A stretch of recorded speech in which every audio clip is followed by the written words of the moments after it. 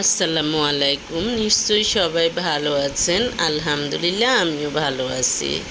আজকে আমি আপনাদের সাথে শেয়ার করব কথা বলার গুছিয়ে কথা বলার কৌশল। কথা শিখতে লাগে 2 বছর, অর্থাৎ পুরোপুরি স্পষ্ট করে কথা শিখতে লাগে 2 বছর, অর্থাৎ 2 বছর বয়সে বাচ্চারা কথা শিখে। কিন্তু কোথায় কি বলতে হবে সেটা শিখতে লাগে সারা জীবন।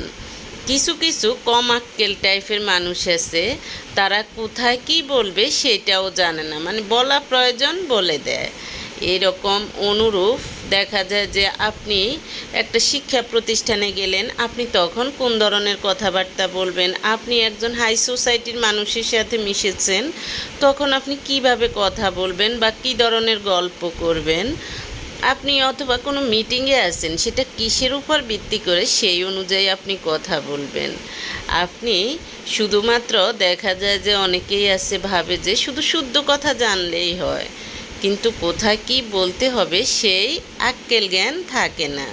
তাই আজকে আমি বলবো এই কথাটা হলো একটা শিল্প। এই কথার উপর ভিত্তি করেই দেখা যায় যে কোথাও কোথাও আপনার ভাগ্য খুলে যেতে পারে। আবার দেখা যায় যে আপনি কথা জানেন বলেই আপনি আপনার কথা দিয়ে অন্যকে পাশিয়ে দিবেন না। কখনো সাজিয়ে গুছিয়ে মিথ্যা কথা বলে অন্যকে পাশিয়ে দিবেন না, তাহলে উল্টো আপনার নিজেরই বিপদ হবে। সেটা সৃষ্টিকর্তার পক্ষ থেকে হবে, অন্য কারো পক্ষ থেকে হোক না হোক। তাই আজকে আমি বলবো গুছিয়ে কথা বলার কিছু টিপস। এতে দেখা যায় যে আপনার জনপ্রিয়তা বাড়বে, মানুষকে প্রভাবিত করা যায়। দেখা যায় যে বিশেষ করে মার্কেটিংয়ে যারা চাকরি করে অথবা বিমা অথবা ব্যবসা বাণিজ্য, এইসব ক্ষেত্রে গুছিয়ে কথা বলাটা কিন্তু খুব প্রয়োজন। না হয় এইসব লোক কখনো সাকসেস হতে পারে না।